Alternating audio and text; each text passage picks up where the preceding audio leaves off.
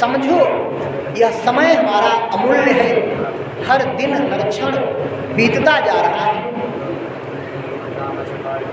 इसलिए समय का विशेष ध्यान रखा जाए, कब क्या करना है क्या नहीं करना है।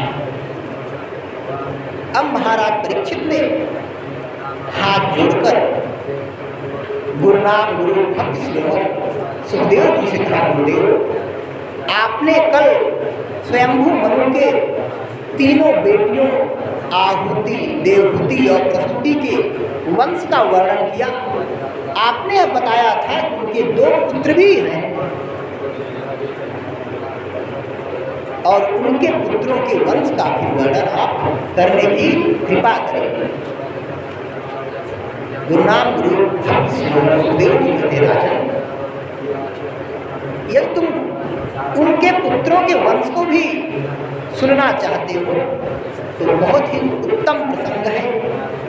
और इन्हीं स्वयंभू मनु के जो पुत्र हैं ना, प्रियव्रत और उत्तानपाद, इन पुत्रों ने साक्षात नारायण को प्रकट कर लिया और सृष्टि के निर्माण में अपना अमूल्य सहयोग दिया है।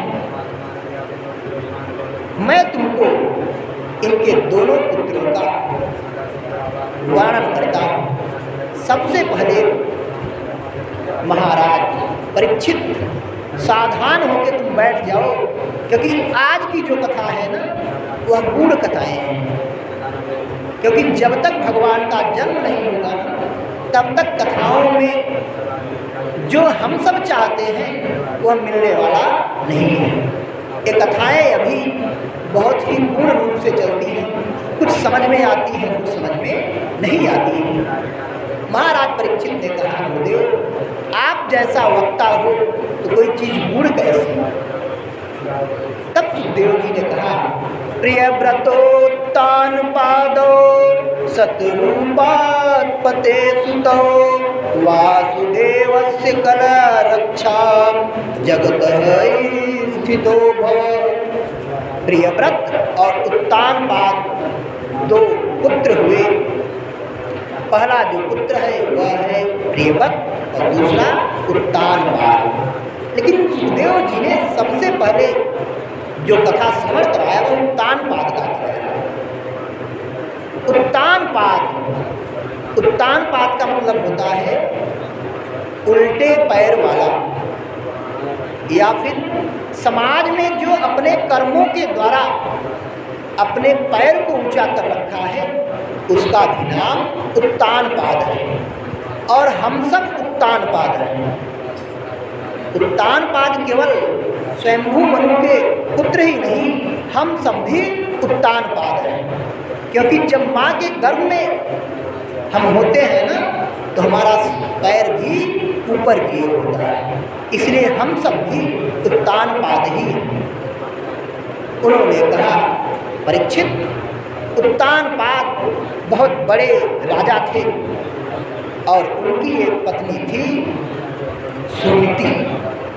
सुनीति का मतलब होता है सुष्ठिर नीति यस्य सह, जो सुंदर नीति का पालन करती है उसका नाम है सुनीति। एक दिन महाराज उत्तानपाद घूमते घूमते एक दूसरे राज्य में गए और वहाँ के राजा की एक पुत्री थी जिसका नाम सुरुचि था। सुरुचि के प्रति महाराज उत्तानपाद का आकर्षण बढ़ गया। जब महाराज उत्तानपाद का सुरुचि के प्रति आकर्षण बढ़ गया तो महाराज उत्तानपाद ने सुरुचि से गंधर्व रूप से विवाह कर दिया। जब सुरुचि को लेके महाराज उत्तानपाद अपने घर आए तो आते ही सुरुचि ने कहा, महाराज एक और। तब सुरुचि ने कहा, यदि आपकी यह पत्नी है तो या तो ये रहेगी या तो। अब महाराज के लिए समस्याएं खड़ी हो गई कि सुरुचि का त्याग करूं या सुरुचि करूं, लेकिन अब सुरुचि के प्रति उनका आकर्षण ज्यादा था, इसलिए उन्होंने मन में संकल्प कर लिया कि मैं सुनीति का त्याग कर देता हूं। सुनीति को महाराज गोपाल पाद ने एक पर्णकुटी लगाकर